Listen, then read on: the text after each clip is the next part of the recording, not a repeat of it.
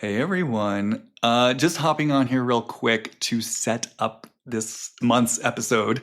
First and foremost, I know it's been a real minute since I've released an episode. As I've mentioned before, I am definitely in a slow season of the podcast right now.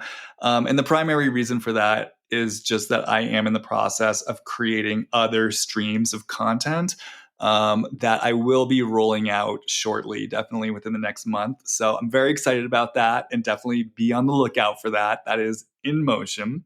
That said, this particular episode took even longer than usual because we recorded it several weeks ago. And as you're going to see, this is a topic I've actually been really excited about. I'm joined by a friend of the podcast, Piper Sample, and we're going deep into the Valley.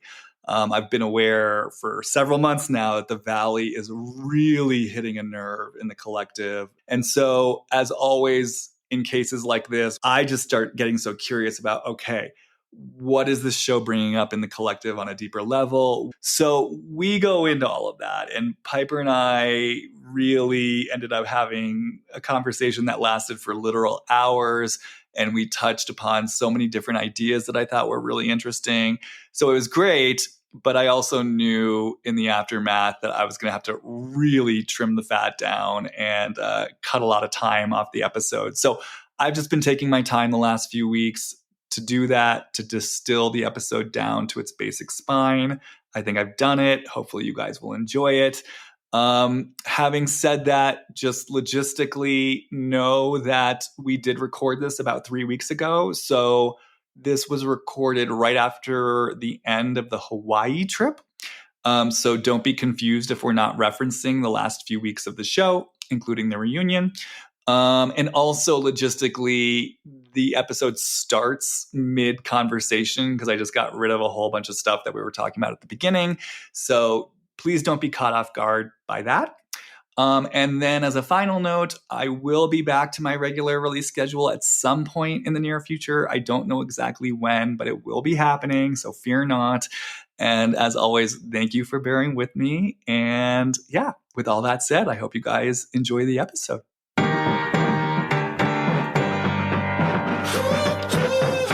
Hi, and welcome to Deep Dive with Jamie Stein, where we take a deep dive look at all things reality TV, pop culture, and the world at large. I'm an intuitive and an empath, which means I pick up on the thoughts, feelings, and energy percolating in other people and the world around me. I believe there is meaning waiting to be found at every turn if you're willing to see it. So join me as we dismantle everything from trash TV to high spiritual concepts and learn more about ourselves, each other, and how we're all connected.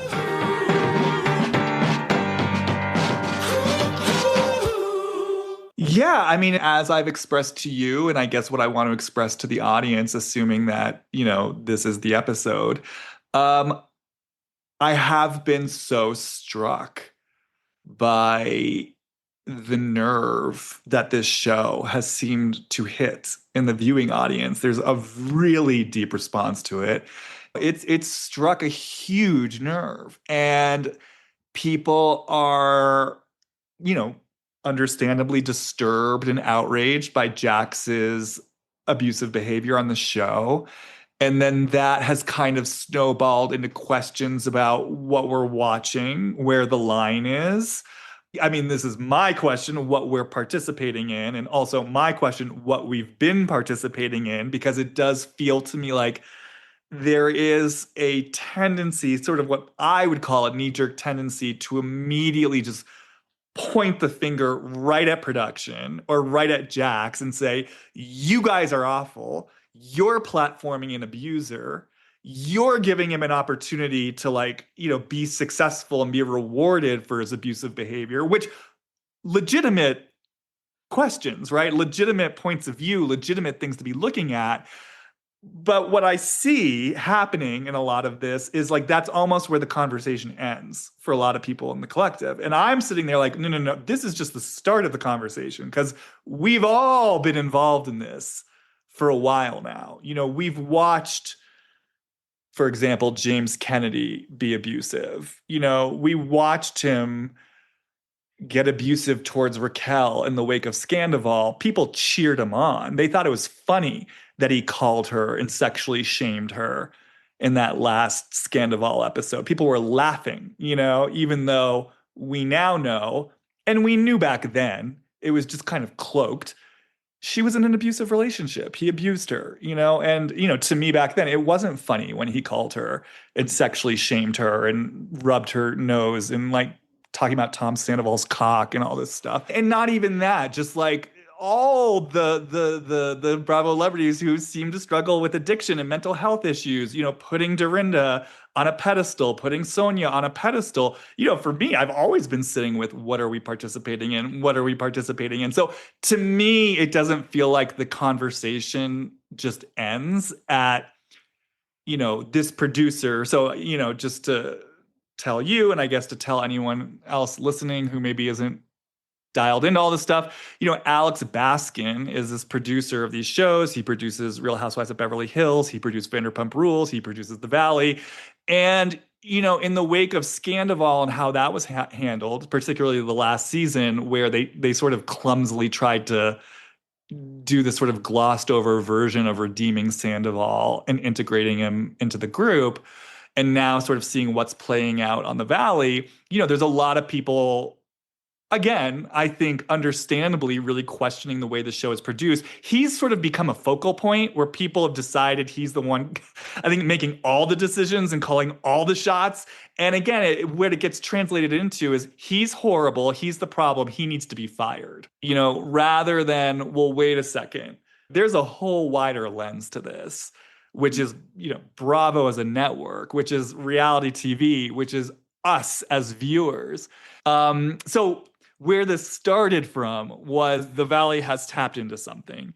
Rage towards Jax, rage towards Alex Baskin. There's also a lot of rage towards Janet in the way that she's maneuvering on the show, the way that she's weaponizing Danny's, dark side in a way that doesn't feel clean. It feels like she's got a calculated agenda. A learned, calculated agenda. Like she's learned what gets her airtime. Yeah, I was thinking about this a lot. I kept feeling like, what does this feel like to me? Like if I really like pull all the way out, like what is this? And I feel like it's like Rome, and these are gladiators, and they're fighting for survival somehow, and they're doing anything and everything that they can to kind of get through it. And there's these people that are out there like reveling in how dirty it gets, how dark it gets. And then the people that are putting it on are basically making money off of this. Yeah. And they don't care really what's happening with the people that are working for them. And so I look at it almost like an indentured, like I know these people are making money, but there's a cost and they're agreeing to it, which is a little different than a gladiator situation. They're kind of slaves.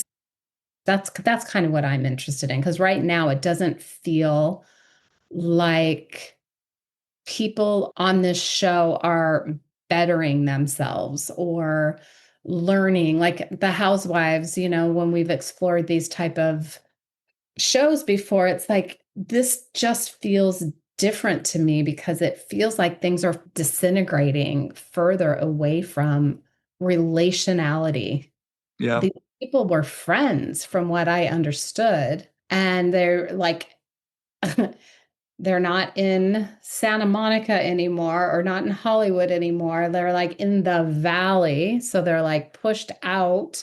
So I kind of feel them as kind of like outcasts that are still trying to hang on to something. And then what I watched this season was it didn't feel like very many of them. There were times, I'm not going to say it never happened, but it felt like they were using each other to stay relevant on the show, but in a way that was destructive. That's Right. that's how I saw it. Yeah, and I think that's kind of been one of my main macro hits about why this show in particular feels particularly dark, and again is perhaps striking a deeper nerve than other shows, is that there is something just kind of almost, I want to say like crude or crass about it. It's almost like I get that there is a loose premise. I mean, I think the loose premise is the valley, like sort of youngish, like adults who are transitioning out of young adulthood into being parents and spouses, and that it's supposed to, I think, kind of capture that sense of suburbia that the valley is known for. Oh, it's like, yeah, you spend your youth in Hollywood partying it up, and then once you're ready to settle down, you move to Studio City or the Valley. But it barely does that. And I'm aware that, we know Kristen and Jax and Brittany from this previous show, Vanderpump Rules. The others, what keeps striking me is how little we actually know about them and how little of their lives we see. Jesse and Michelle are these real estate agents. We've never seen them do anything connected to work. I don't know if Janet has a job. Maybe she doesn't now because she's a mother. I don't know if she was working before. I don't know if Zach works or if Jasmine works. We've not met any of their families. To your point, Real Housewives sort of strikes that balance of alternating between personal stories and then the ensemble dynamic, whereas this show just seems it's only the ensemble. And it's like you're saying, it's this battleground. I mean, even Jesse and Michelle, right, who are bringing in the real dissolution of their marriage, and speaking to the otherness and sort of being on the outside, the valley's outside of LA. We're very much outside their marriage. We barely ever saw it in real time. We certainly didn't see the breakdown of it. Again, it's not like these other shows where we're there for the courtship and then the marriage and then the breakdown. All we really have is them. Oh, this is interesting because I was going to say all we have is them in the aftermath of the rupture, which, by the way, that's kind of how I see the valley. It's the Mm. aftermath of a rupture. I mean, there's a lot I could say about that, and maybe we just need to pause to go into that. But even just the inception of the show, Scandival was a rupture. And then the valley, from my understanding, grew out of that because, the valley was originally supposed to go years ago. I think the plan was like Stassi was going to get married on Vanderpump Rules, and it was going to spin off into a show like The Valley with like the veterans kind of moving into this different show. Now, there was COVID, and then there was the firings because of what happened with Faith. So those plans got nixed, and then Vanderpump Rules was kind of dying on the vine. And then there was this very dramatic rupture with Scandival, from which the show couldn't rebound. I mean, the show was canceled despite even having high ratings because Scandival was such a deep rupture that the cast couldn't come back from it. The viewers couldn't come back from it. They didn't know how to, quote unquote, produce the show in a way where it was in any way meaningful or cohesive. But the Valley grew out of this rupture, right? And I mean, I guess since I'm talking about, I'll just bring in some themes. I keep being so drawn to the title, The Valley. I keep thinking about the valley as a metaphor, the valley as an image. I keep thinking about the valley actually as a biblical image. I kept hearing the words as I walk through the valley of the shadow of death. Now, I'm not a biblical scholar, so I did some chat GPTing and interneting. And, I mean, there's not a specific story about the valley, but symbolically, what the valley is speaking to is basically, yeah, the dark night of the soul, the darkest of the dark. And what it talks about actually is how in those moments of the deepest darkness, which again, I feel like in some ways that's what the valley the show is representing, the nadir of reality TV, being cutthroat for the sake of cutthroat, like trying to find your time within the show, right? There's a darkness to it that people are responding to. But what the Bible is basically saying is that in those times of darkness, that's where God, like this, I know God could be a triggering word, but I don't, I'm not talking about God here as like a like monolithic, father figure, but like let's just sort of rename it right now as like, you know, possible salvation. connection to spirit. Yeah, light. Like that's where light can be the most present. When you're in the darkest of the dark, that's where there's the possibility for the deepest transmutation. And valleys themselves, just geographically, they are literally geographic ruptures. It's like tectonic plate shifting, it's erosion, it's like literally like it's like a hollowed out low point in the land that results of a geographic rupture. So I just keep sort of holding all that, but sort of coming back to what you're saying, it's like the valley, yeah, it feels like this sort of low point where there's not even a pretense at this point of like getting to know these people. And it really just sort of feels like, okay, Scandival happened. Let's strike while the iron's hot. We're bringing back these cast members who were fired, which is a whole other kind of thing we could talk about.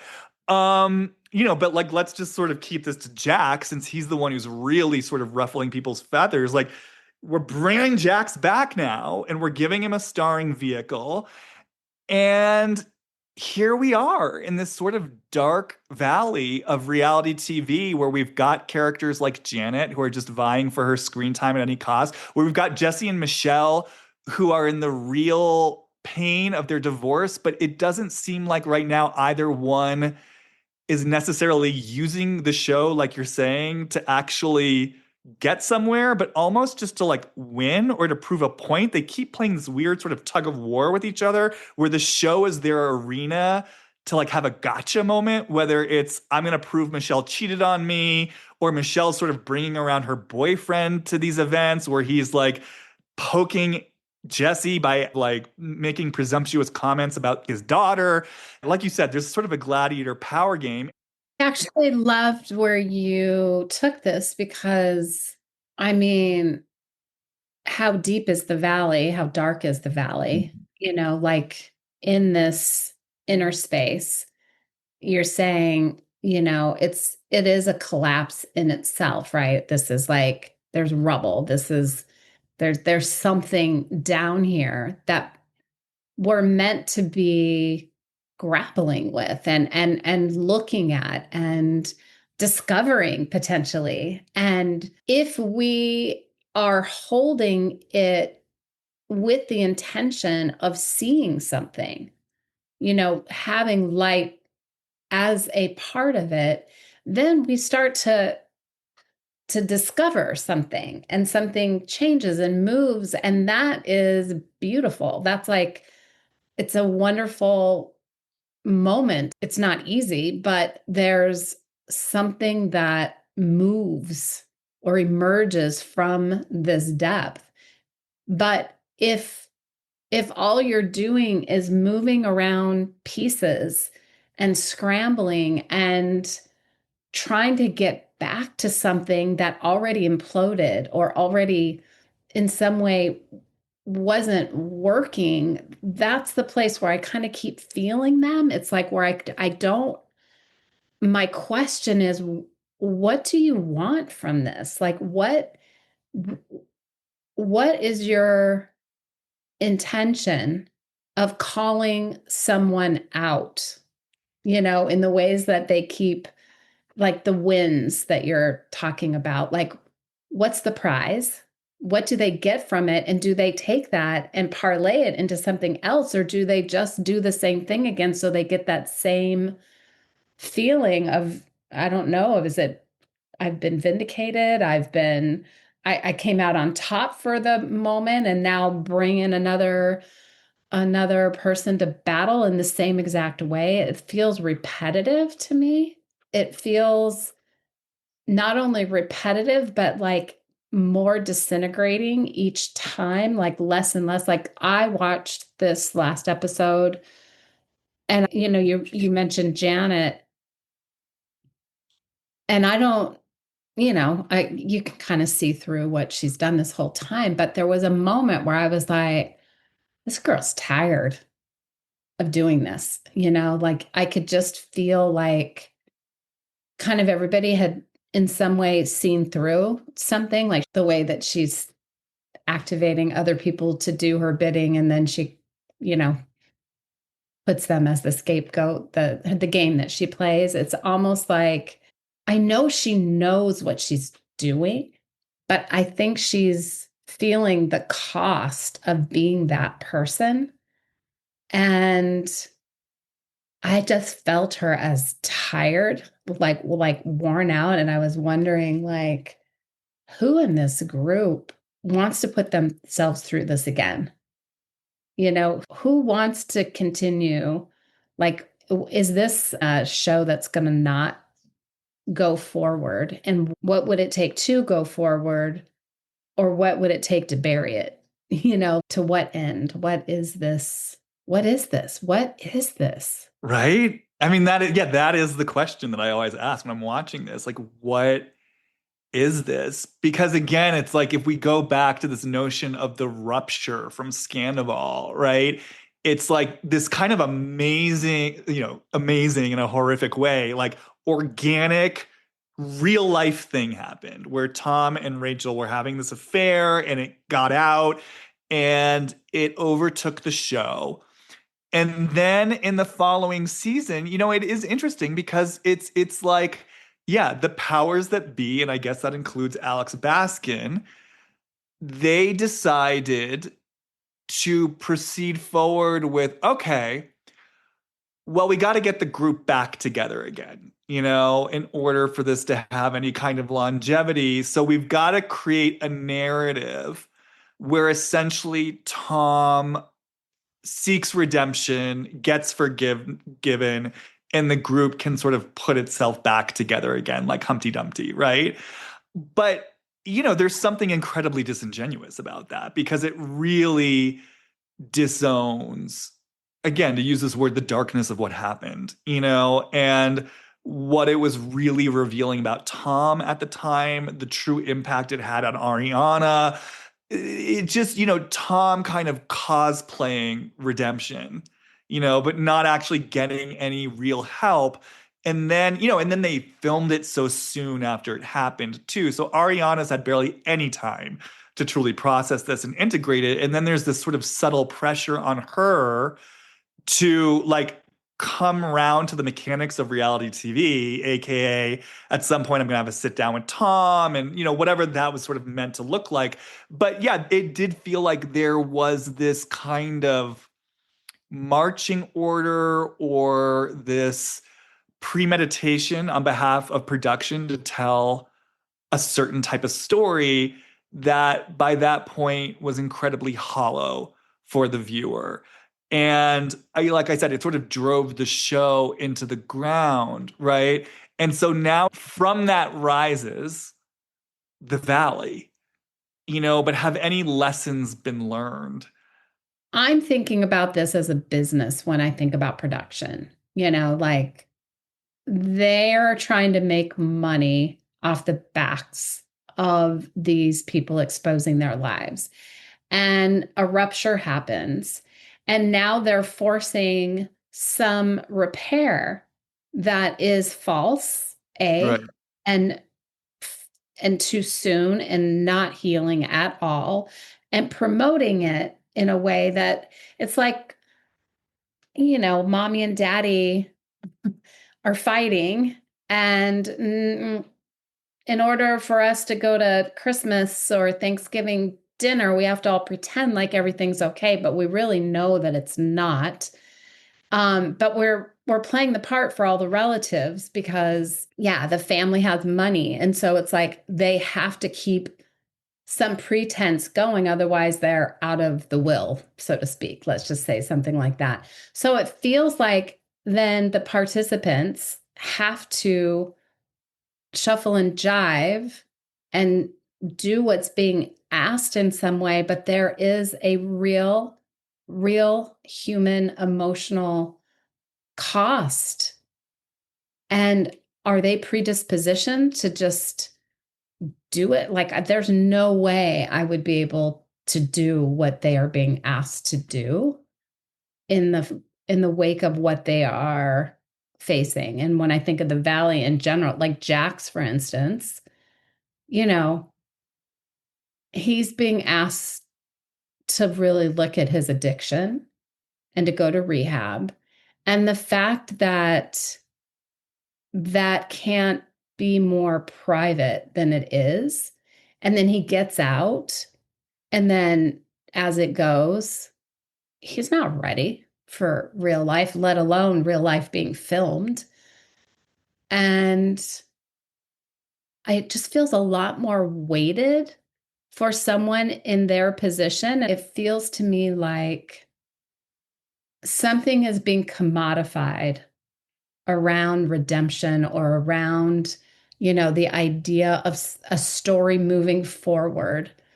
And in that commodification, something really unreal starts to happen. Something starts to split off from the real narrative versus the narrative I need to promote in order to stay viable for this show. This is the thing. I think Scandival really shifted things from a place of, and this was probably already dubious anyway, but from a place of letting reality shape the edited narrative into the narrative is going to shape reality. Like Right. we're deciding on a narrative and that's now shaping your reality. Because again, it's like it feels like where so much of this went left was this decision, like you're saying, to kind of like have a pretense of forgiveness, a pretense of repair, a pretense of redemption for the sake of the show going along, for the sake of the show. To your point, for the sake of all of our benefit. You guys get to keep earning money. We get to keep earning money. Like everyone has their so called success. And so it's literally just like there are these hollow narratives. And there is something about that. Like when I feel into that, when I feel into this decision to, okay, we're gonna kind of coax a redemption arc for Sandoval for the sake of the show. On some level, it feels so simple. It's like, okay, yeah, I guess that makes sense. Like they're reality TV producers. They want to keep the show going. But as I sit with it, it does feel very dark, very deep, and I keep wanting to say dangerous in some type of way. It's almost like what I feel in these, Alex Baskin as a placeholder for the producers, what I feel in production, Andy Cohen, Bravo as a network is we're not gonna take oh, I really feel we're not taking full responsibility for what we're doing here. We are not. Like you're saying, we are making money off the backs of these people. There are and by the way, I've said this for years. When Bethany started her reality TV reckoning, everyone, most everyone was making fun of her, dismissing her. I said it from the beginning. Yes, she's a problematic messenger. Yes, there are mixed motives, but she has fucking points about Bravo needing to take responsibility for the way it runs production and the price that these people pay and the power imbalance of it all because they are making shitloads of money off a lot of people who aren't mentally well. And there's just a way, that I experience. I don't know, like even Andy Cohen, it's like there's a way that they know how to package it with a smile and they know how to create a pretense of taking the underlying issues seriously, or if there's someone, who's like, yeah, coming up against an addiction storyline or a darker storyline, they sort of act like they're creating space to deal with it in a respectful, gracious way. But, I don't think they actually are dealing with it in a truly gracious way. I think there's a way that they really kind of trot all of this out as a dog and pony show.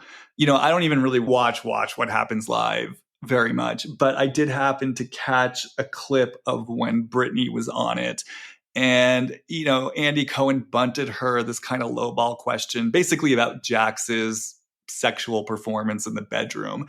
And so, of course, Brittany, being the good employee that she is, and also, of course, having resentment towards Jax, she, of course, takes the opportunity to make, a cutting comment about his sexual prowess in bed. And, the audience is like, ooh, cheering and laughing. And then it cuts to Andy Cohen and he's like mugging for the camera. He's making this shocked scandalized face that, like if I had to put a caption to it, it's like, oh my God, I can't believe she's saying that. And again, it's like, here you are, you know how dark this story actually is. You know how serious this story actually is. You know that Brittany is a woman who's navigating an acrimonious divorce from an abusive ex husband. And you bring her on this platform and you set her up to answer this lowball question, which, by the way, like, this isn't healthy for her, and it's not healthy for Jax, and it's not healthy for their son. This isn't promoting a healthy way of going through this divorce. And I want to be clear, I'm not blaming Brittany for this. This is why I'm bringing Andy Cohen into this. It's like you're lobbing her this lowball question. She's meeting you where you clearly want her to meet you, but then you're mugging for the camera like you're so shocked and scandalized by all this.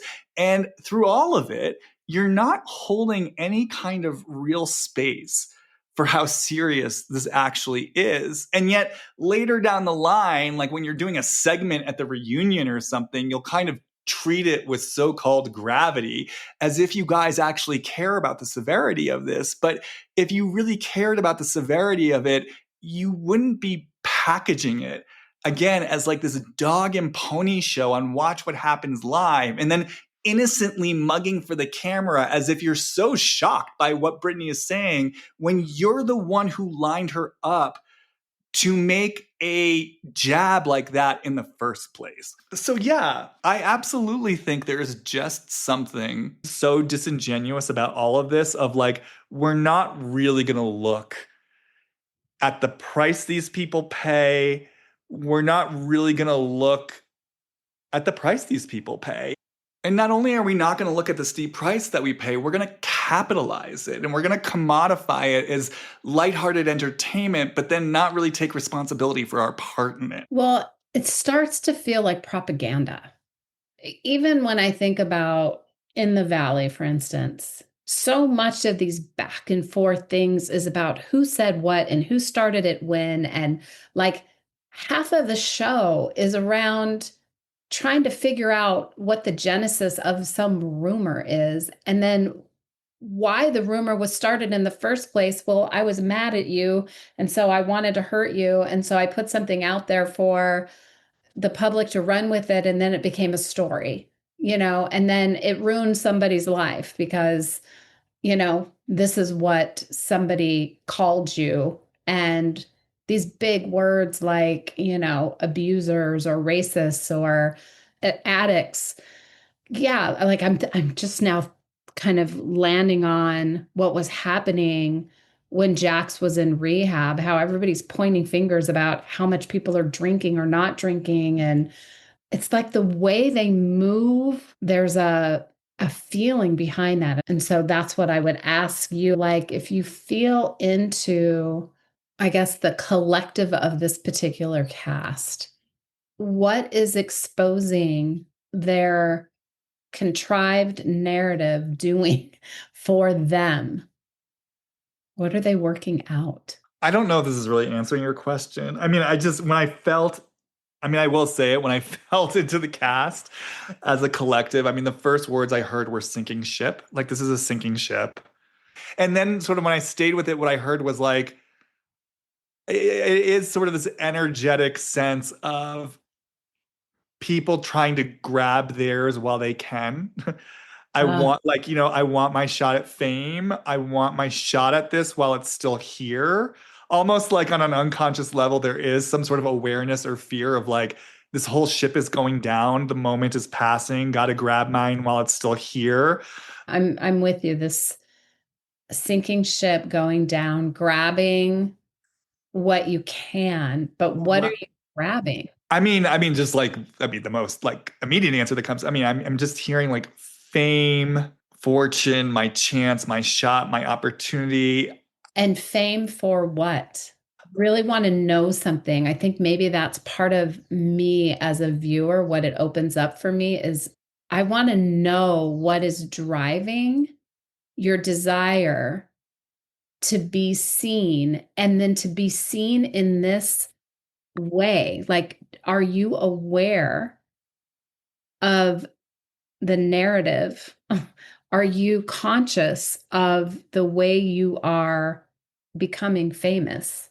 Well, yeah, I mean, it's interesting. I mean, look, obviously, as you know, it's going to be different for different people. But when you say that, what is so interesting to me is so, there's one Bravo celebrity who I've spoken to where I've repeatedly asked, why do you do this? Why do you do this? Because they're tormented by it.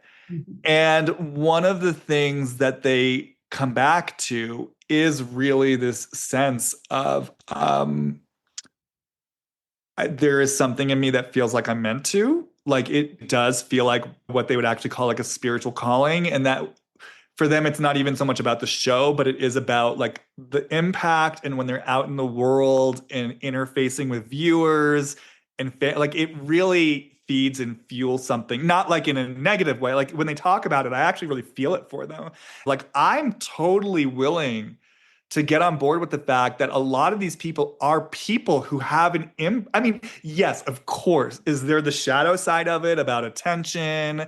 You know what I mean? Feeding, a false sense of self-worth, all of that, of course, right? Like there it is. I'm not like dismissing that, but I can also see the light side of it, which is there's something in me that's meant to be public. Like I'm a transmitter of something. I'm meant to be a vehicle or a vessel for something. I'm a story, to quote Craig Conover, I'm a lawyer and a storyteller. These are all storytellers, and most of them are dynamic, charismatic. I mean, even Jack's like, I was listening to some of his podcast interviews just in preparation for this because I didn't know if we're going to go deeper into him, but I was just like, there really is something so there's an aspect of him that's magnetic and charismatic and powerful. And I can get behind the idea that there is something in him that's maybe meant in all these people that's meant to be out there. It's just the way they're being used and the way they let themselves be used.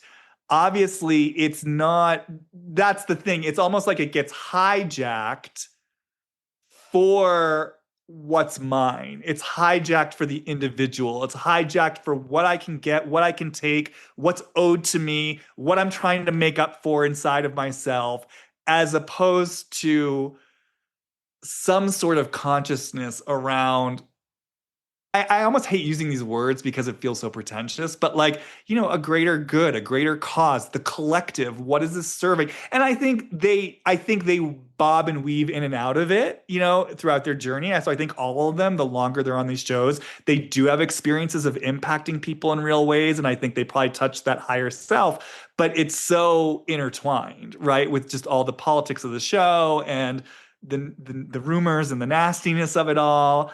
Yeah, I feel like what you're saying is there's something big in them, that's meant to be out in the world. And somehow this is their vehicle in which to either take a step forward or step out. And they're willing on some level to be what they're thinking is real. And then somehow their narratives sort of take a turn and then they get lost along the way somehow. Like that gladiator arena just keeps coming back. It's like these aren't people that were captured necessarily and like forced to be out here. They willingly chose this. In fact, they signed up for it. They auditioned for it. And then when they're there, I feel like there's some sort of way that they get lost in the game of it somehow. Either that or they think they're more in charge than they are. Yeah, I think what's so interesting, like I was thinking about Zach when I was talking about Janet, where she gets criticized for being a fan because Zach, I forget whom, but I guess he worked as a personal assistant to some celebrity at some point, and they were interviewing the celebrity, like, "Oh, Zach from the Valley was your assistant. What was he like?" And she was like, "Oh, he's a great assistant," but he was always talking about how much he wanted to be on reality TV. So I think it's so great that he's like living his dream now. And so I was just thinking about that. I was like, it's just so interesting that Janet is reviled and ridiculed for being a fan. Zach's a fan too. You know what I mean? He literally was like, I want to get on reality TV. And it would be interesting to sit down with Zach and ask him why. What does this feed in you? Because I was just watching him in like the episode where he was navigating the ins and the outs of setting up the engagement party, and Janet and Jason probably shouldn't come because it's Kristen and Luke. And yeah, I mean, to your point, I was watching that just being like, oh, he's just sort of loving. I mean, and I don't mean this in a critical way of Zach. He seems like a very kind of charming guy and a loving friend. But like within the context of the show, it's like, oh, he's clearly feeding off this drama. Like he's just feeding off, here's the story of the show. You know what I mean? And by the way, I want to say this as someone who like works with people and the dramas of their lives. Drama is sacred. Drama is fun. Drama is exciting. That's part of why we watch these shows. It's the drama of life. I'm always saying we are here for the human drama. That's literally how we learn our soul lessons. So, I guess maybe I'm bringing in the lighter side of reality TV of like, I do think it kind of shines a light on the potentially sacred role of human drama and what it invites us into. Even for someone like Jax, he's in the valley, and so is Brittany, of their lives, right? But there's an opportunity here for him to touch God through salvation and redemption. You know what I mean? So drama does invite us into something, and drama, in my mind, is a fundamental thread in the tapestry of life. So yeah, drama is fun. Drama is exciting. Conflict is fun. Conflict is exciting. But I do think then it comes back to that question of, but what's the engine driving it? Because there is a difference between reality TV content, again, that's sort of driven and informed by real life organic conflict versus, okay, we got to manufacture some conflict for the show. And it is interesting for me. Like I do, I like to fall asleep to a show. It kind of lulls me to sleep, and then I put my timer on so the TV turns off. But I've been watching like, for right now I'm doing a Jersey rewatch. And so I've been watching seasons like 7, 8, and 9. And I was like, even like as recently as back then, it wasn't about social media and rumors behind the scenes. It was like, no, Siggy, Margaret Josephs made a comment about Holocaust or Hitler on camera. It impacted Siggy on camera. Siggy had a genuine emotional reaction of, you're anti-Semitic. It's like we're watching what I would call to a degree organic drama, which is where I think the learning can happen, right? So I think coming back to Zach and the state of reality TV show now it is fans like Monica Garcia or even Heather Gay, like these super fans of the show getting on the show and then trying to drive the drama for the sake of drama. And the last comment that I'll make about this that I think is so interesting, what I've been noticing recently, because there's certain shows that to me are kind of still popping and alive. So I really am liking Next Gen NYC, surprisingly. I'm Oh, really enjoying the Mormon Wives show. And then even looking at Vanderpump Rules, and I'm like, okay, well, what do these have in common? One of the things for me that they have in common is they're actually consciously acknowledging, like, Mormon Wives is about TikTok influencers. There's no cover story here. These are women who are TikTokers and they're earning their living and they're navigating that. And that is what the show is about. Next Gen NYC, these are influencers. They're not saying they're a fake job when in reality they're an influencer. They're not like a covertly cast influencer snuck into Summer House, you know what I mean, for the sake of like, getting more viewers. And then going back to Vanderpump Rules, because you were talking about like, well, what was it originally? Well, it was people who wanted to be famous. Like that's what the show is about. There was no pretense. The premiere, Kristen says, we're aspiring actors, models, singers. Like they wanted to be famous. So in some ways, it's interesting to me that some of the shows I'm responding to now are the shows that are like kind of willing to acknowledge this is what it is.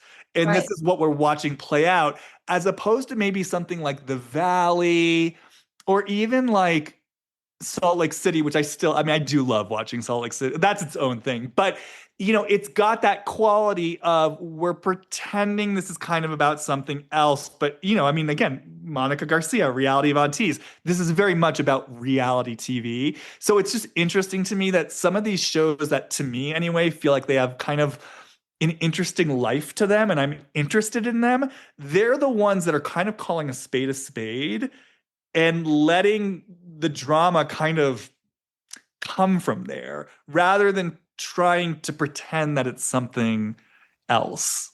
Yeah. Yeah, I agree. And I think that's why I mentioned Zach, because for me, he is one, maybe the only one that I see on that show that is kind of owning that. Like he loves the drama. He's in for the drama. He loves to stir it up and create it. And he's not pretending that he doesn't. Right.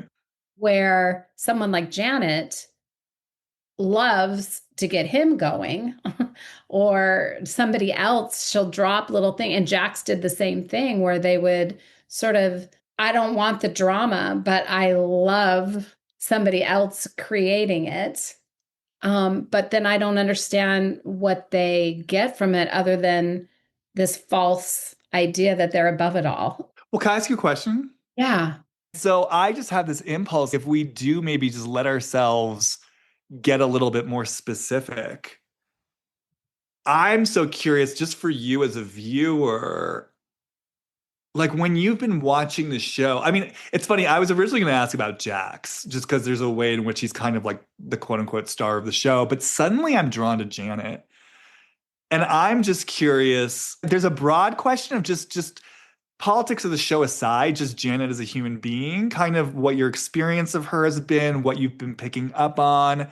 And then I think maybe the more micro question, it's almost like when we see her just repeatedly harping on Danny and harping on Danny and going after this, do you feel that in her conscious mind, she believes she has some point? Like, do you think she consciously believes in the righteousness of what she's doing?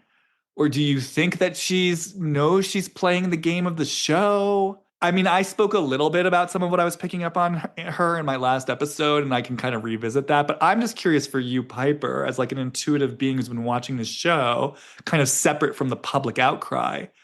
What has been your experience of her? My experience of her, like not knowing anything about her other than what I've seen on the show, is she's very driven. And it feels like what drives her is to win. Like she's very, very interested in winning.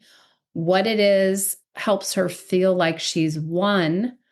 I'm a little lost in that, but I feel like she has an air of feeling like I'm better than these people. There's an insecurity, but also there's a confidence at the same time. So, yeah, this is what it feels like to me, like the small pond, big pond thing, like someone who maybe in her life growing up or in a younger, like she was popular. She was someone that people liked. She did well. Like I just have the feeling that she knows how to kind of be with people. And then she got in this bigger arena and felt like, oh, in order to keep up with this, I kind of have to, adjust something, but my drive is still here.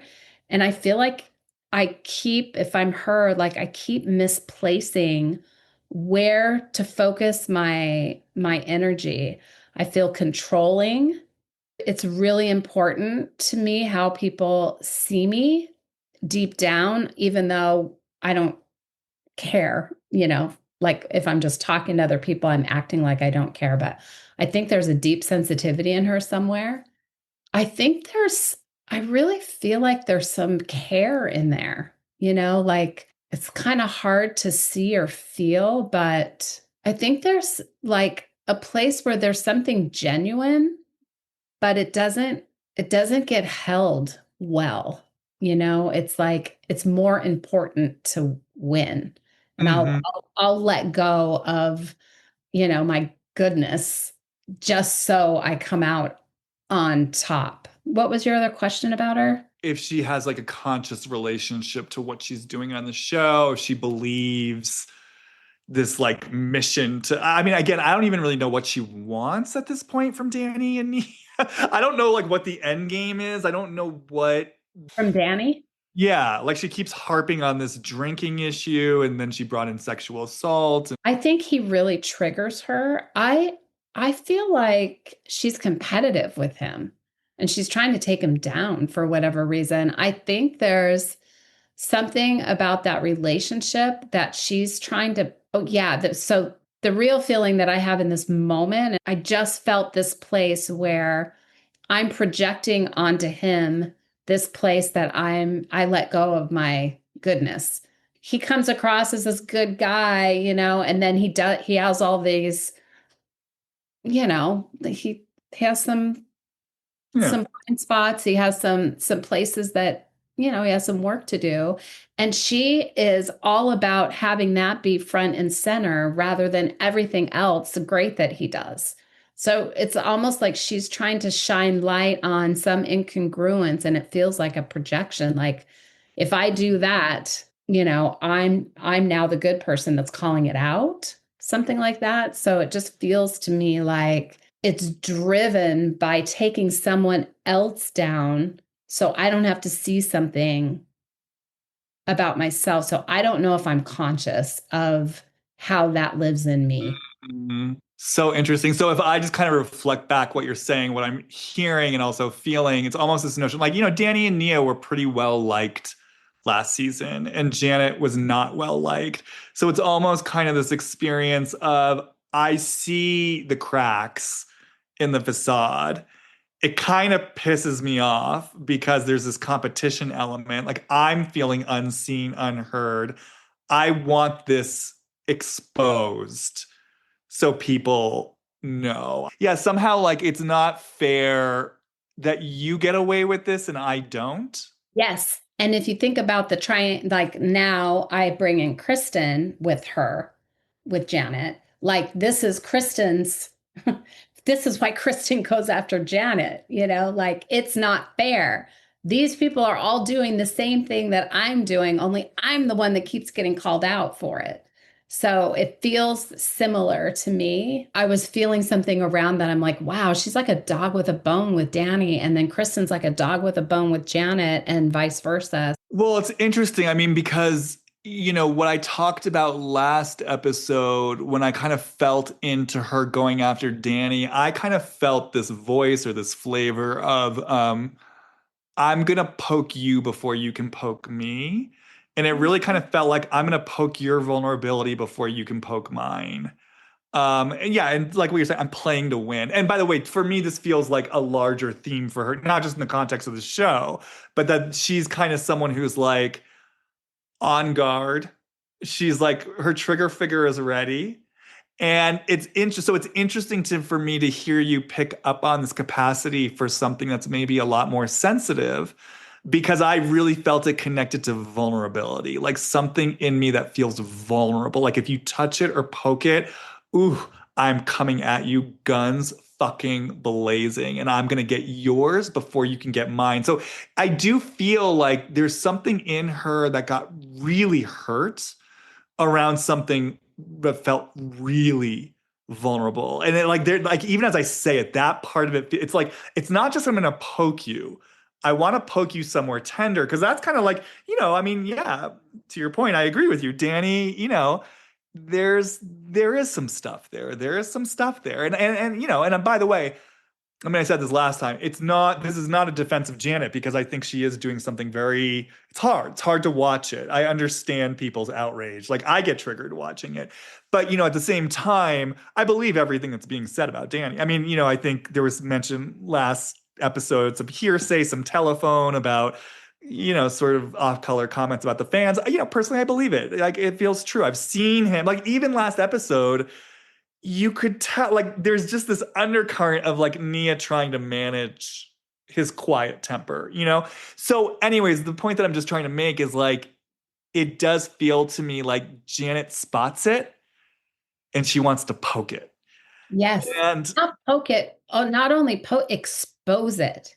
Like it to me, it feels like she feels it's her responsibility to call it out. It's almost like it's a mission for her. I'm thinking about like when they were in the mountains where he was hiding drinking in the cabinet or something. There was some way she was not only after Danny, but Nia for hiding something or sweeping something under the rug by her support of him by not calling it out when in reality, she's saying a truth, which is he's tired, and she's not like everybody else saying you're drinking too much. She'll do that behind closed doors. But yeah, there's something about, maybe it's secrets, but something really activates her there. And I always think when something is that activating, it's something that is a shadow of ours. Well, it's also just so interesting because, like, whenever I think of Janet, the words I hear are blank page, blank page, blank page. Like, I just hear those words, like, and I see like literally a blank page. It's like someone who's almost, I just start seeing like a movie character who's erased their entire identity. It's like the movie character, like, I don't know, The Hand That Rocks the Cradle, where there's this character who's infiltrated something, and then they have like a backstory they've conjured, but then when the protagonist starts to suspect there's something off, they like go into their file and oh, there's no record of this person and like the paper trail stops. Like I just like hear like something like I'm just hearing this voice like I've wiped it all clean. Like I've just wiped it all clean. And then the the other words that I hear, and I was a big fan of these novels when I was a kid. Now they've made the movie, so everyone knows about it. But The Talented Mr. Ripley, and something about that archetype. I mean, I guess it makes sense if we're talking about her as the fan who infiltrated. It's like someone who's like created an identity, like wiped out their past, created an identity, infiltrated the group, and is sort of playing a game. The confusion comes back. Like in that blank page place, it's like, wait, there's something off. There's something I don't get. It's almost like I mean, if I put this all together, like there's something that she's really tried to wipe clean.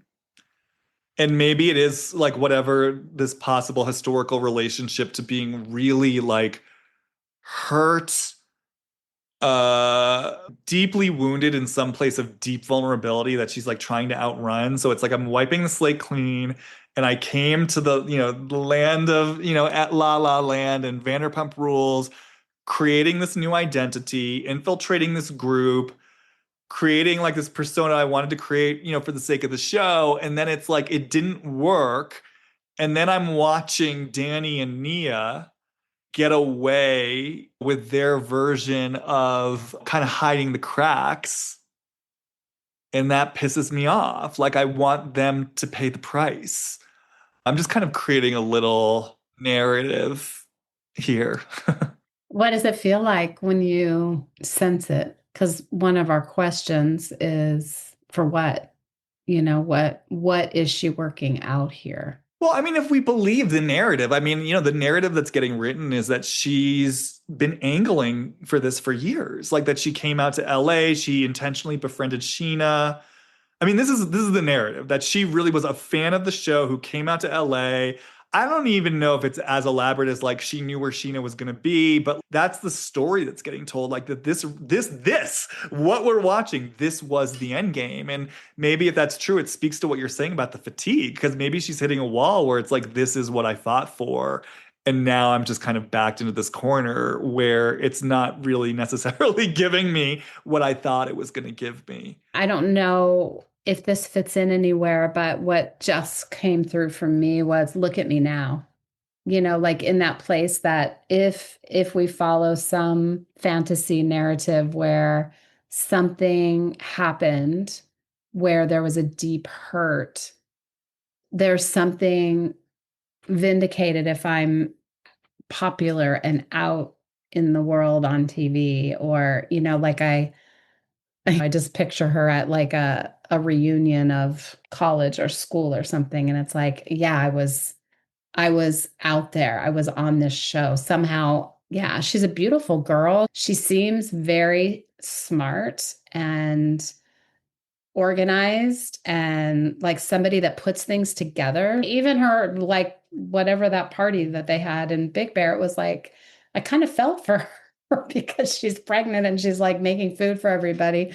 But it was like I could feel her there. I could feel the one who coordinates, who is strategic, very strategic. Yeah, well, as you were talking, I just suddenly had this question of like, I wonder if she was always the one who infiltrates the group. Like I just got this sense of like cliques in high school and like, did she infiltrate a more popular crowd? Again, kind of maybe at the expense of her more sensitive, vulnerable self, and was she outed for that? You know what I mean? And then like shamed for that. Like, is she stuck in a cycle right now where Mhm. she keeps trying to get a leg up for inclusion and belonging? But to your point, she'll do it at the expense of her own goodness, both in terms of whatever vulnerability or shame she's protecting in herself, but also in terms of what she's willing to do to go there, get there. Is she willing to sell someone out to get into the cool girl group? Is she willing to spill secrets to get more popular? And then does that get exposed? Like the vulnerability kind of gets revealed in the depth of her desire to Mhm. be a part of something. Because again, kind of if we bring Zach in, isn't it interesting that this celebrity gave this interview and was like, "Yeah, you always want to be on reality TV," and no one's batting an eyelash. People are like, "Oh, we love Zach. Good for him." He's owning it, right? But maybe Janet, talented Mr. Ripley, Miss Ripley, she is hiding that hand that says, I want this. I'll do anything to get it. I thrive off it. And I'm kind of outrunning something. Because with Zach, it's sort of like, yeah, like his sense of fun is in the is in the show. Like it doesn't feel like Zach is divorcing himself from what we could call its goodness. And even like within the toxic world of the valley, he is doing nice things, and he's really trying to like create a nice what for Kristen, whereas Janet's kind of disowning something, and she's just constantly on the run from that. And I think the deeper surrender, probably the most powerful thing she could ever do at this point, would be to like come out at a reunion or something and just say, holy fuck, I wanted this so bad. And this is everything I did to get there. And I've been outrunning this. And as someone who is driven and strategic, I feel like she modeled a way to get storyline going that, like, because I don't know if she was close with Jax before, but it seems like they have similar strategies when it comes to getting information rolling. And it doesn't feel like they come from the same place with it. Jax just can't help himself. That's just who he is.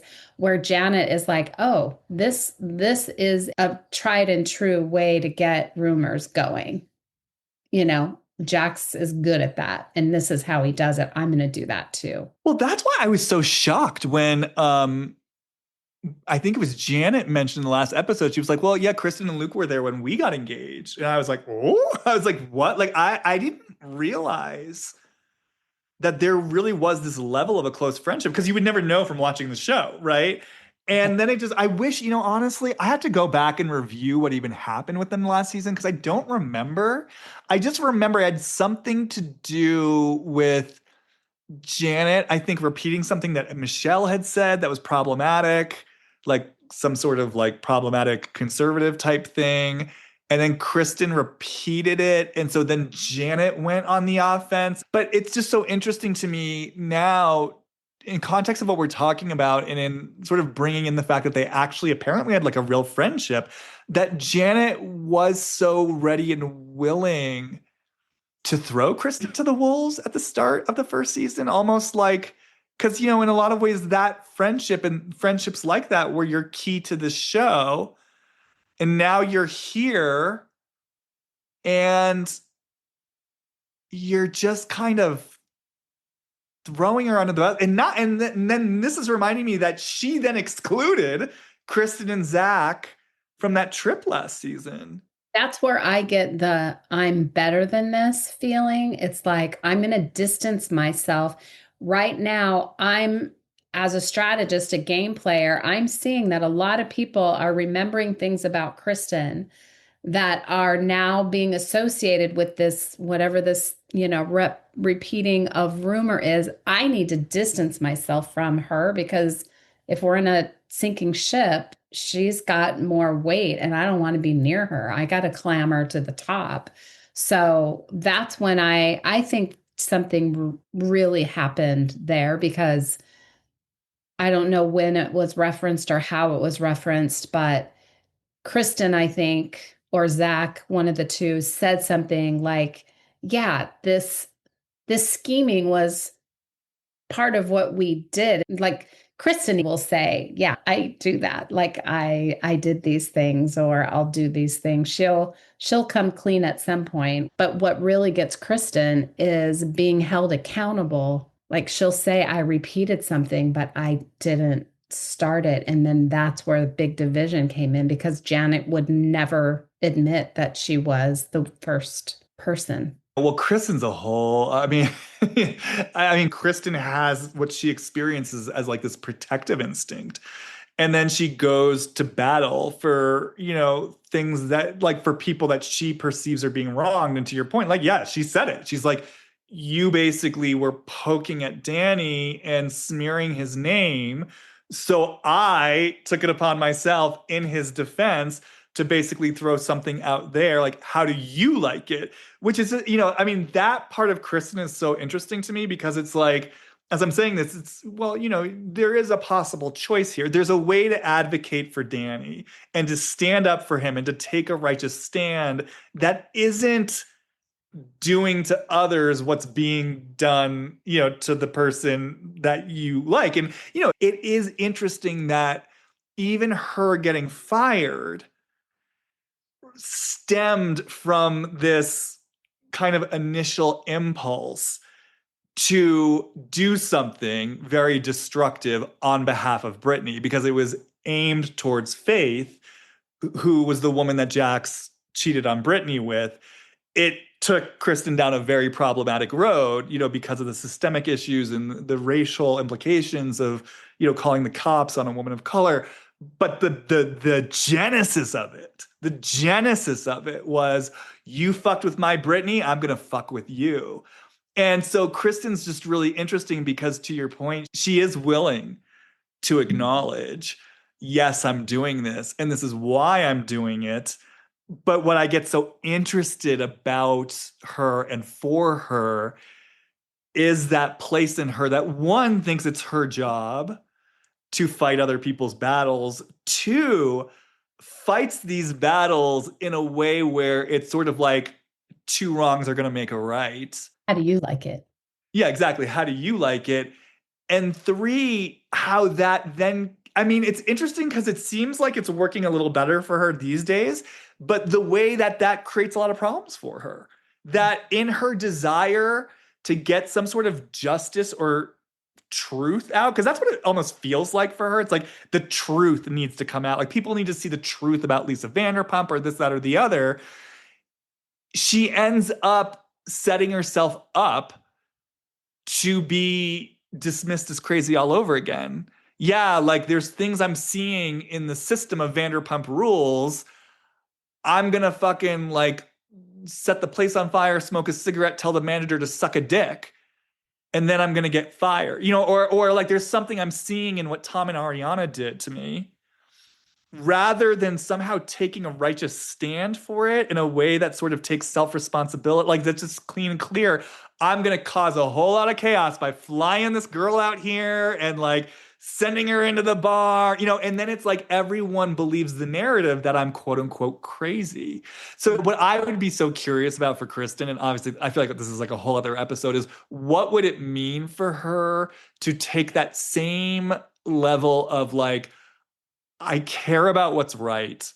I want to stick up for people. I want to take a stand, but to not funnel it into a chaotic need to do unto others what they've done to others. You know what I mean? And to instead just stay on her side of the street and just to simply say, because again, Kristen's smart. You know what I mean? She's smart. She's really emotionally intelligent. She's really intuitive. Just to stand on her side of the street and say, Janet and Jason, I see what you guys are doing and it's not okay. It's not okay with me. Yeah, I think I was totally with you there on that. And it's like there's an internal safety that she would need because she's so willing to like she will lose everything in order to stand for something that she believes in.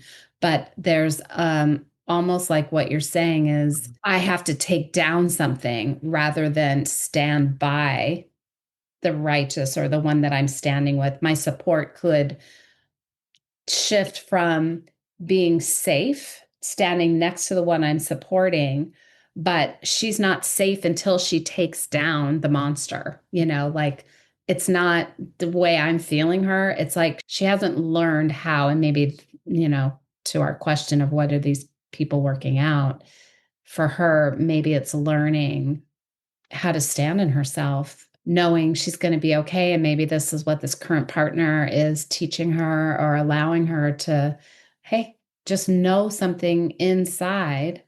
You don't have to say it all. You don't have to put it all out there. Just like feel it and then be with those that you're standing with and standing behind. Yeah, because it's like when I kind of drop into her and just sort of take in the notion of like, Janet and Jason, I'm just going to sort of state my case and let the chips fall where they may. It's almost like as Kristen, then there's the possibility that they just don't take her in and walk away. And there's something about that to me that like I definitely like almost like a sense of powerlessness.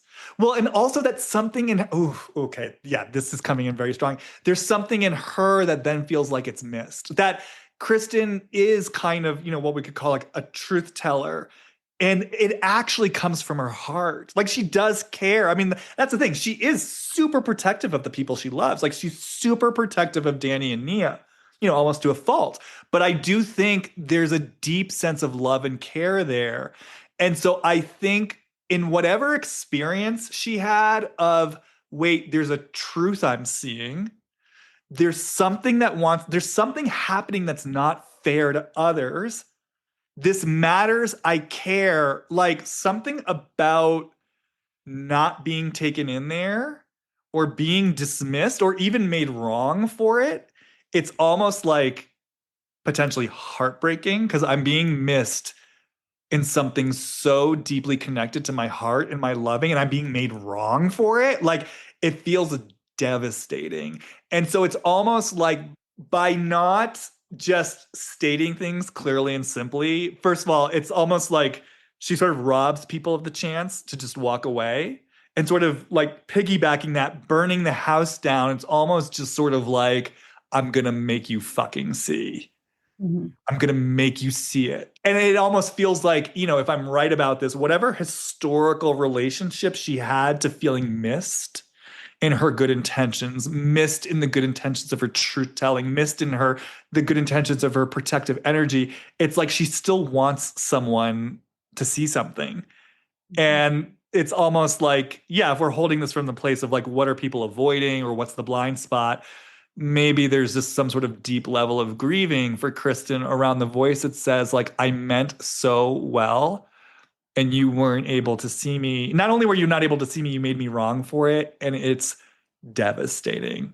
Not unlike Jax. I think we've touched on this before with him, but that place where he feels deeply misunderstood, there's an urgency or a a quality that says I can't contain this need to make sure that I do not give up here, to keep fighting for, scratching tooth and nail to be seen from my heart. And it, in that very act, it clouds, because you go after in that similar way. You're taking someone down in order to be seen. And what you're being seen is taking someone down.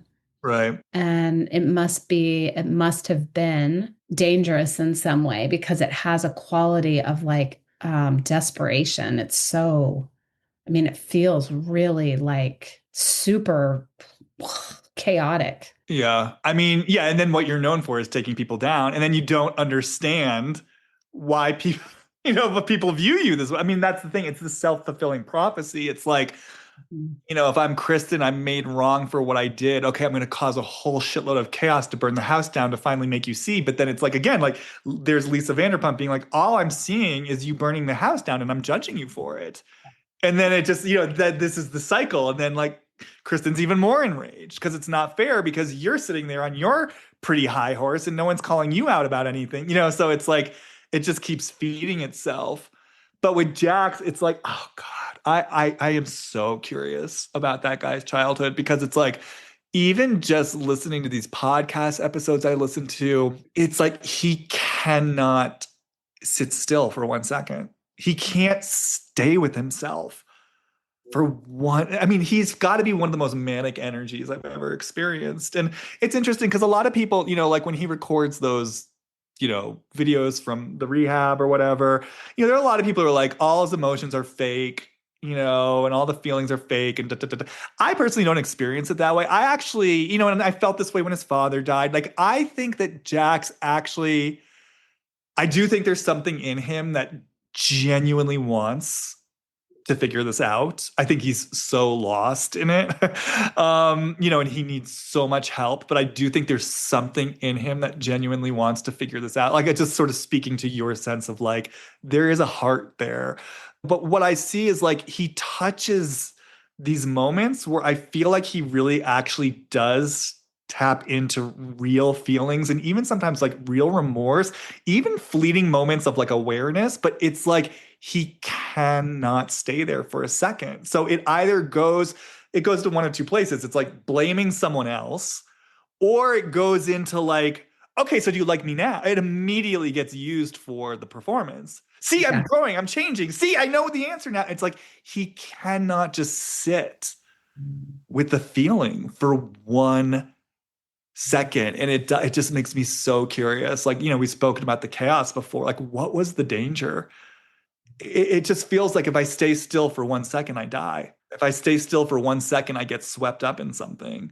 And yet it feels like there's something in him that wants to be so grounded, and to be still and to be the one who just calls things out.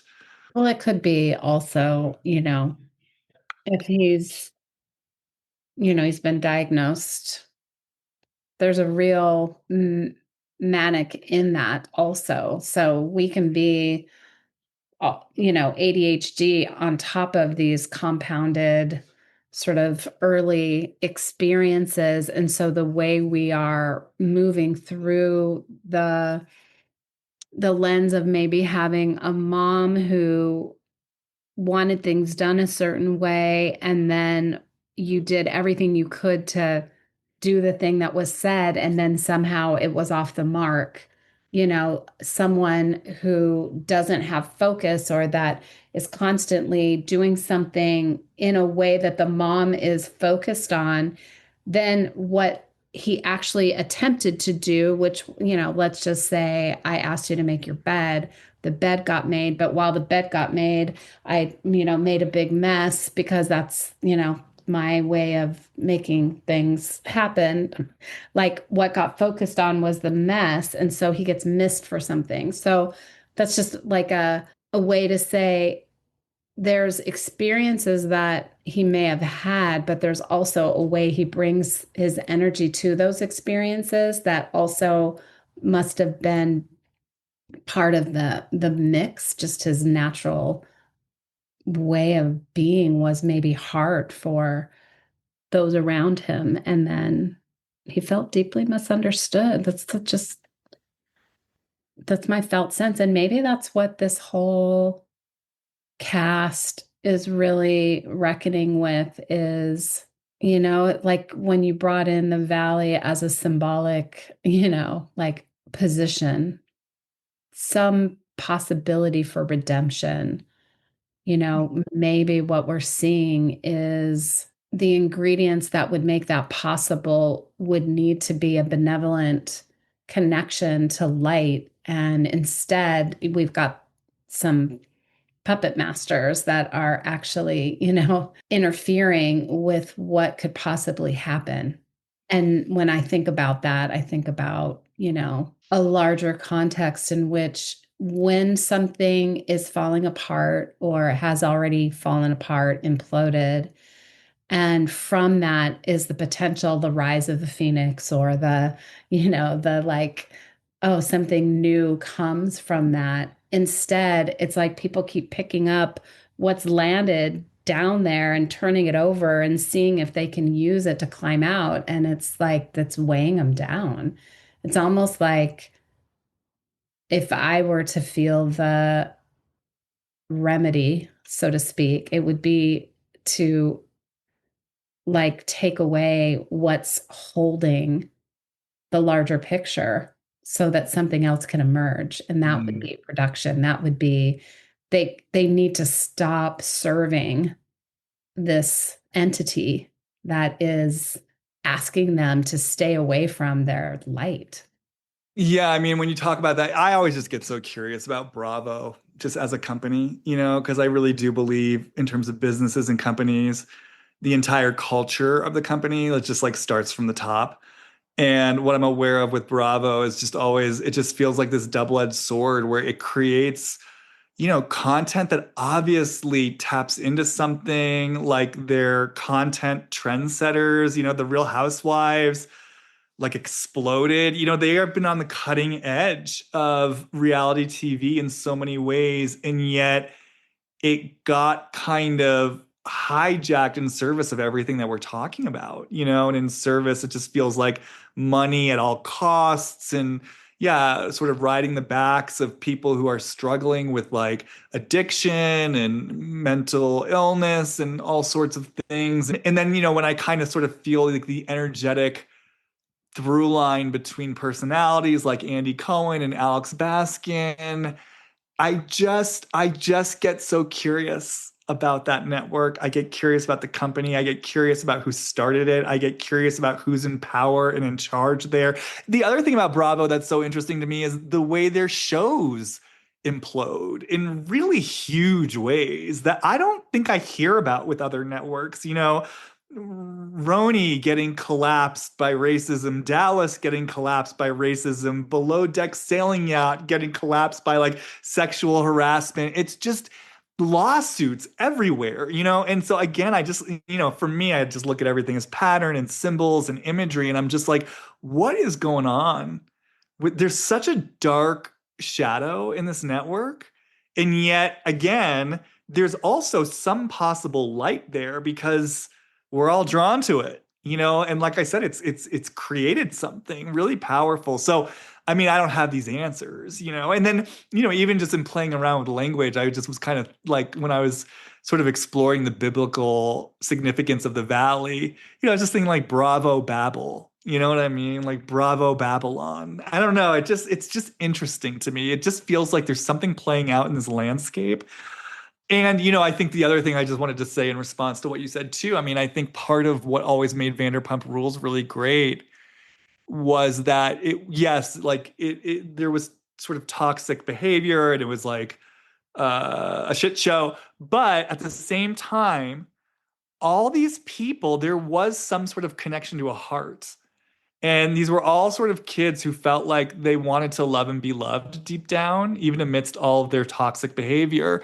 I always like heard the words twisted heart when I would watch Mm. Vanderpump Rules, which to me also felt very reflective of Lisa Vanderpump, who clearly loves deeply, but in a very twisted way, where that love becomes a vehicle of power and control and punishment.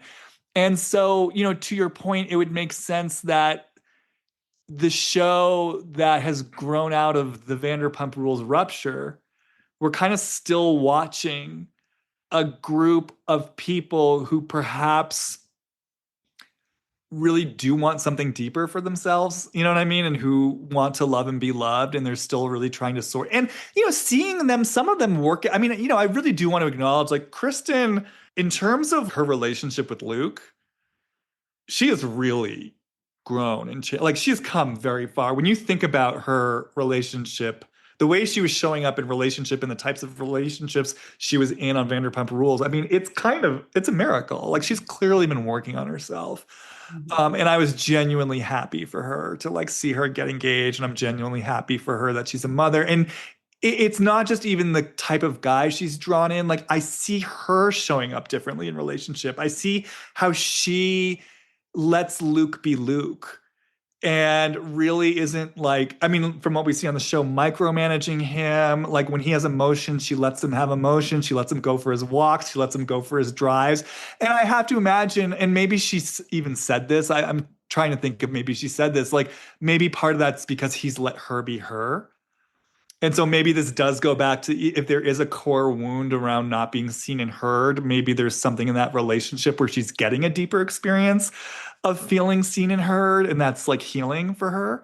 But anyways, I'm kind of all over the place right now, but it's just sort of tracking. I like what you said about the idea of what if we could remove the imposed frame Mhm. and sort of let these threads run wild.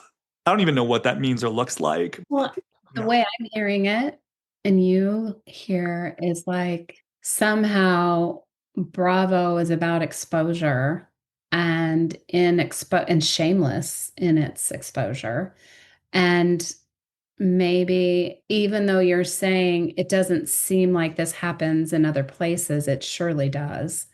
And so maybe we're getting a glimpse into something that is actually always in the shadow anyway, around systems, around the way commodification of reality, um, relationships, like there's a force that actually comes into light that is everywhere. It's not like this isn't in other companies or corporations or experiences. It just gets played out in this very Mm. particular way because it's touted as reality. It's offered to us, and then now there's these platforms that people get to interact with it in a way that, points things out in a fashion that there's more echo around, so more reflection. And maybe this is really just about us looking at what happens in a time where things are falling apart and collectively in a larger context, like where we end up going to find out more. And if it's in this particular place, then I want to encourage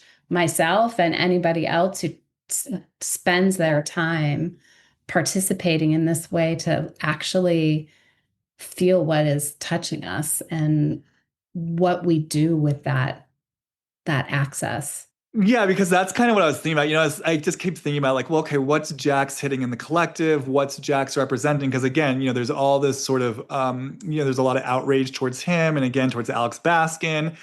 People wanting them to be fired, as if. And I want to be clear, this isn't me saying Jax shouldn't be fired, or me saying that Alex Baskin shouldn't be fired. This isn't me defending their behavior. I want to be very clear. I 100% understand the voice that says Jax's behavior has gone too far and we need to have standards about what we're platforming on reality TV. And I also understand 100% the voice that says that firing someone like Alex Baskin or holding him responsible for whatever decisions he may or may not be making, that could be a very great, productive first step in changing how these shows are made. So I'm not arguing any of that.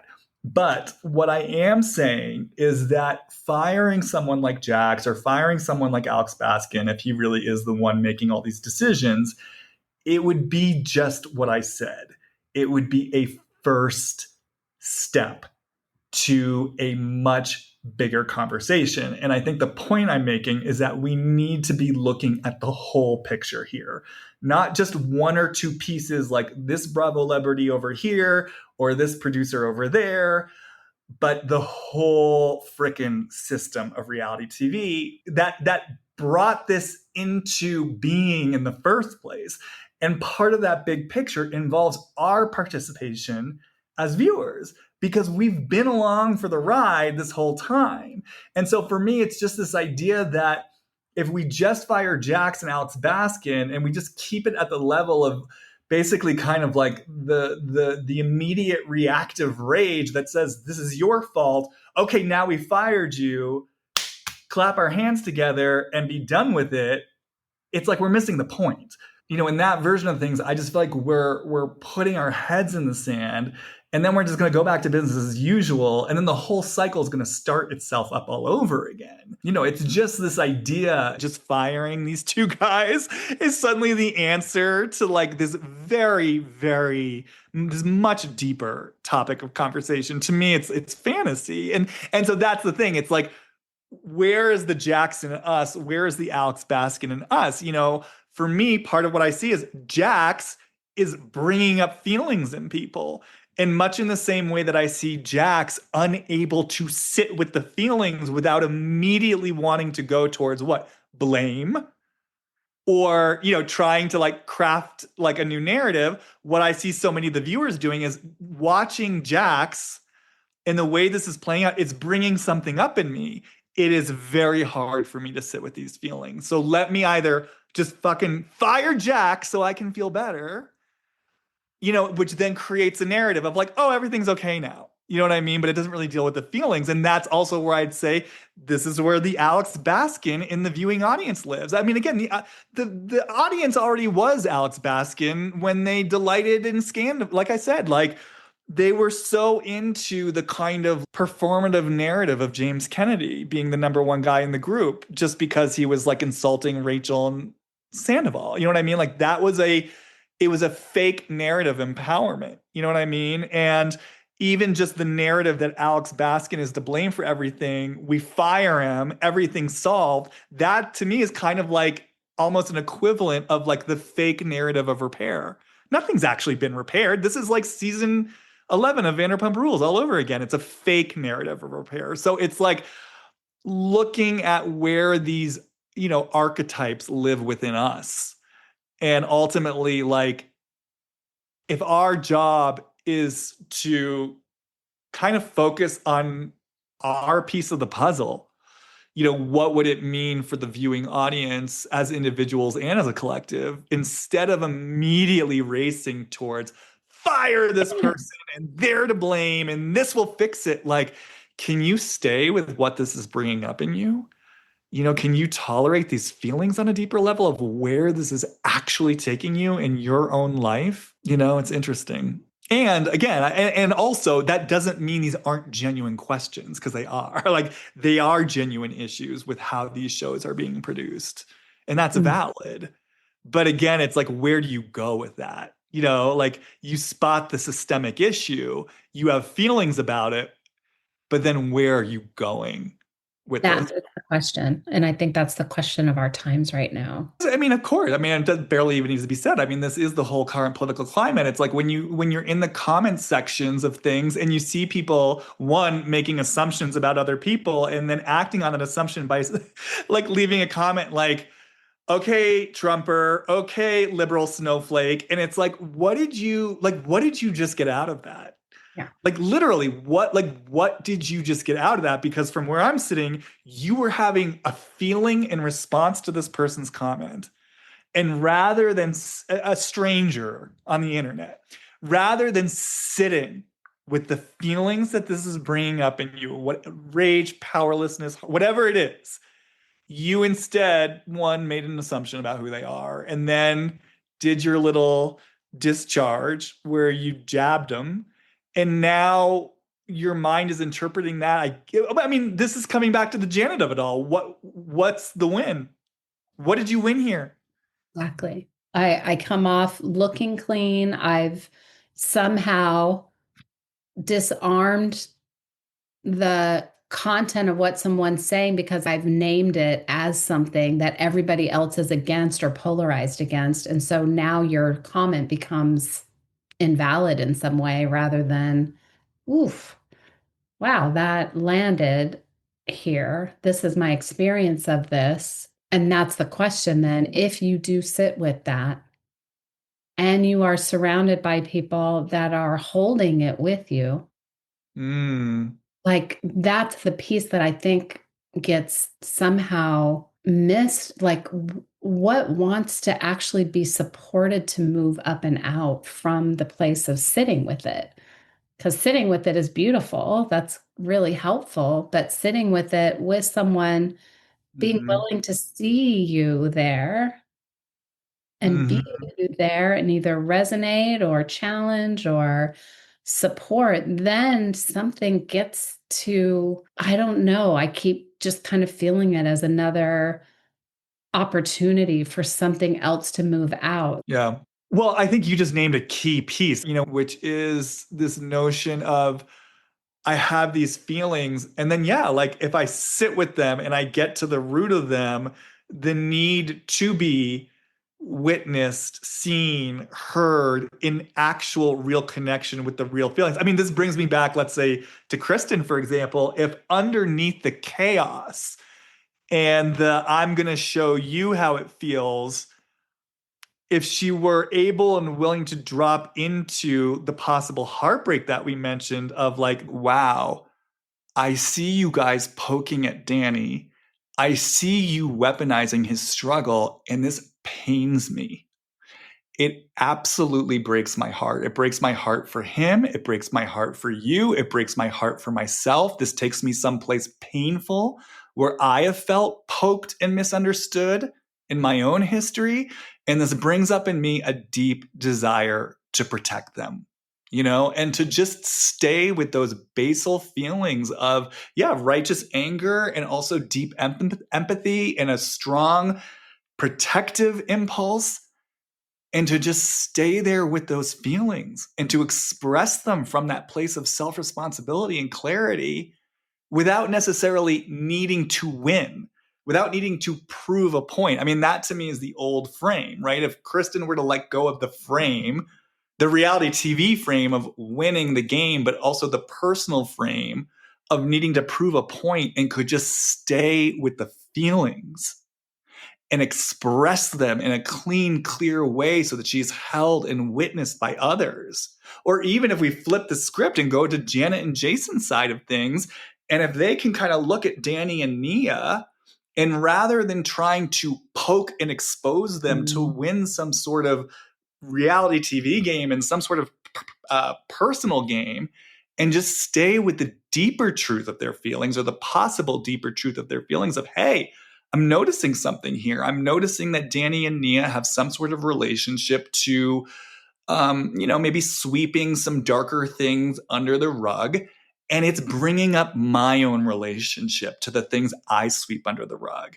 And seeing other people have their darkness and their imperfection and getting away with it and being protected, quote unquote, it brings me into my own rage over the ways that I haven't been protected. It brings me into my own rage that I feel like I've had to hide parts of myself. Let me just be clear and direct in the fact that I resent something I see in you because it's hitting something in me. And the willingness to sit with that and to let it be there and to express it in front of people who hopefully can hold it and witness it with you. Again, it's removing the frame of trying to win and letting yourself simply be with what's here and owning it in a self-responsible way, and hopefully being seen, heard, and witnessed in it. So then we can see where the fuck it actually wants to go when it's not being controlled by an old, outdated narrative. Without the filter. Like there's something about that filter of false narratives, like conjured. Like there's also a bunch of stuff that you have to sift through when it comes to people adding kind of in a performative way another piece to it. And I think that is when I say production needs to be looked at. Like, let go of all of that, let go of the filters that this, and that's why I said that something feels like propaganda to me. It's almost like we can't see outside of that unless we're actually in contact and connection with each other from a real, just present moment. I love the idea that the frame of reality TV is like boxing something in that wants to emerge. Something new wants to emerge from the valley, and the Yes. old frame is boxing it in. Yes. And that is my statement for what's happening, what this reflects out there. That Mhm. is the truth about, for me, existence right now. There is a framework that has been at play that is disintegrating, and what people do with the rubble when they're trying to rebuild as if they, there's a force, it feels to me like a power that wants it to go back to something, and it can never go back to that, but it does mimic the same pattern if we don't just say, all right, let it all go. Let it all go. Well, it's just interesting too, because if we sort of think of like Bravo as some sort of pop culture catalyst, even unconsciously, it's just interesting because as we were talking about this, I was thinking about like the early days of Bravo where it felt sort of wholesome. It's like we had shows that highlighted like Blowout and flipping it, like talented people, doing their thing. And there was Project Runway, and even the early days of the Housewives, like there was something, I mean, by comparison, now it feels like innocent about it, but it's almost like it was like tapping into something. And then it really, like, social media was such a huge catalyst for transition in terms of the darkness. And then sort of seeing how these shows have become, as I've explored, cannibalistic. It's like they're eating their own tail. And now we're like, as we've been exploring, we're literally watching shows about people being on shows. And I've talked about this. This can't sustain itself. And so it just feels connected to this notion of like, one, maybe Bravo really is something that's unconsciously, unintentionally tapped into something for better or for worse. And if it could bring consciousness to itself, how interesting that would be. But also this notion that, yeah, like we're kind of floundering in a frame that doesn't work anymore. But it's interesting as we say all this, a lot of times when we have kind of more of these theoretical high concept conversations, I can almost feel discouraged because I'm like, well, how is the whole sort of the very conversation about how we hold feelings and emotions, how is that going to change on a micro level to support the kind of, consciousness that we're really talking about? And I don't have the answer to that question, but this is the first time, I think maybe because we're naming the broader, more conceptual notion of a frame that's just ready to be removed.